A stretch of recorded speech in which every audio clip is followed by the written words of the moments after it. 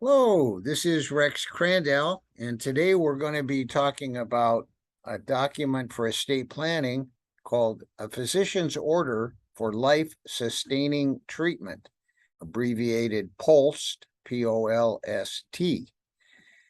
It's a document as part of a comprehensive estate plan, and it's a voluntary form. It has to do with a person's interaction between them and their medical doctors. The form POLST is authorized under California state statute, and other states have similar statutes. It's voluntary. No one has to fill it out under any circumstances. And it's designed for people who are seriously ill, perhaps in their last year of life. And it specifies what kinds of treatment they would like to have and not have. The physician's order for life-sustaining treatment does not replace a more common form called an advanced healthcare directive, where you appoint an agent to work with your medical providers should you not want to work with them, or if you're unable to work with them, like you wouldn't be able to communicate, for example. The POLST form does not replace that advanced healthcare directive. The POLST form should be completed by your doctor or another trained medical person. So it's a doctor, nurse practitioner, a nurse's assistant must sign this form in order for it to be valid. Evidently, the state of California thought that people were so stupid they couldn't even sign their own form deciding on what kind of health care they wanted. They had to have a doctor's supervision, like in locus parentis, which is like in place of parents, the state having in place of parent. So it's a conversation you have with your doctor. They explain different things. It's not valid until you sign it and the doctor or nurse practitioner or physician's assistant sign it. And once it's completed, a copy will go into your medical record, and you should keep your original on bright pink. It's done that so that it distinguishes it from other types of documents for emergency medical rescue, fire, police, ambulance teams that are helping you. It should be revised every so often, every few years, to see if your wishes have changed. And you might find that, when it gets closer to your last days on life, that you might want to change things around additionally. If you decide to change your mind and void your POLST document or change it, the recommended procedure is you take a big marker and write across it, big lines across, and write void, and the date that you voided the document. Then you create a new physician's order for life-sustaining treatment, have your doctors or doctor personnel sign, and you sign it again as the revised version of the POLST form. That way it doesn't confuse people. In addition, if you are to change or void your POLST, everybody who was given a copy originally should be given the revised copy and the notice that the prior one had been void. So this form is available online. There's a group called the Coalition for Compassionate Care in California. They make this form available, and others websites do also.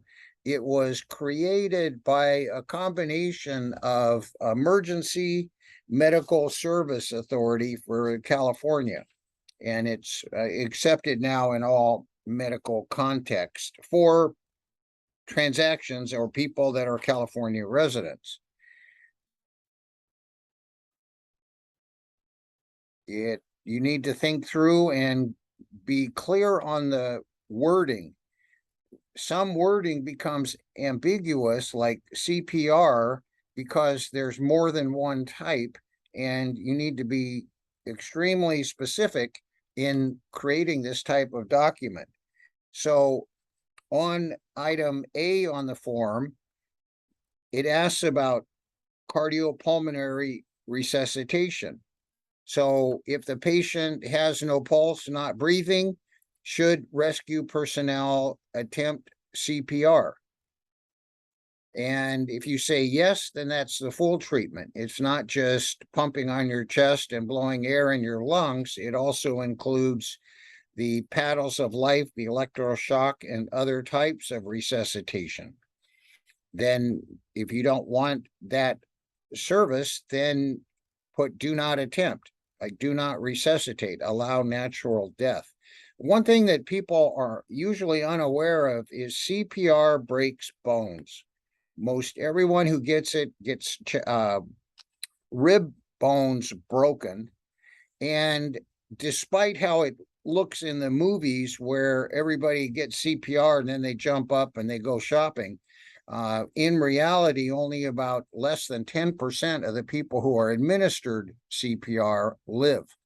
So it's not the end all be all.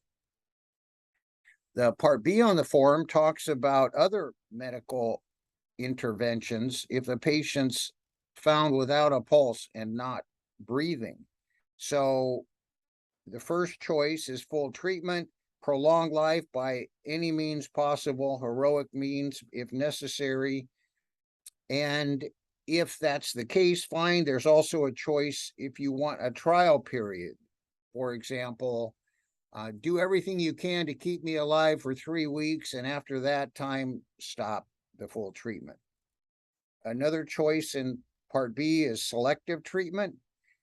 The goal of treating the medical conditions while avoiding burdensome measures. With care, there's a lot of different kinds of care, but one is to mitigate the symptoms like pain.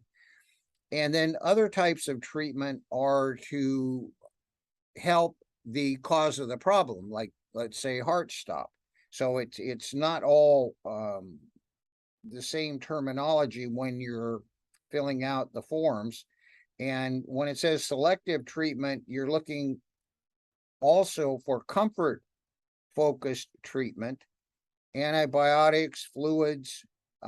If you say do not incubate, that means airway passages, could be a tracheotomy, other types of breathing apparatus that may keep the airways open. And then you can request that you only have this type of care if you have to be transferred to a hospital. But if you do not have to be transferred to a hospital, then you can stay at your current location, for example, dying a natural death at home. So there are, like I mentioned, other kinds of comfort-based treatment that, like morphine, use of oxygen, suction of airways, other types of things. Hospice probably should be involved at that point.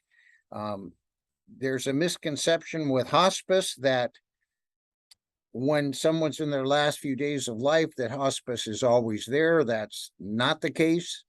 I think most often hospice is called in too late because the average time period with hospice care is less than 48 hours. And the death and dying process sometimes can take quite a bit longer than that. And with the hospice care, the goal is comfort-based treatment, not so much trying to fix the underlying medical problems. Then there's section C on the form. Do you want artificially administered nutrition, either orally or intravenously? either yes or no, or for a certain period of time. You have that choice.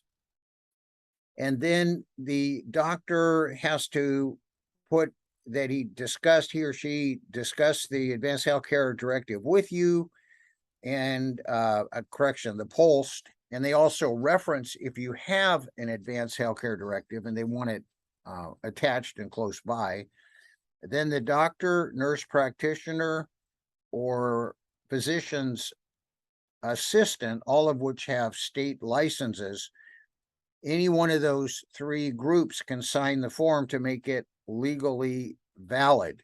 If it's not signed by your doctor, it's void. Then in the last part of the form, you have a section where the decision maker, now they finally ask the decision maker what they really want, and they sign off at the bottom of the form.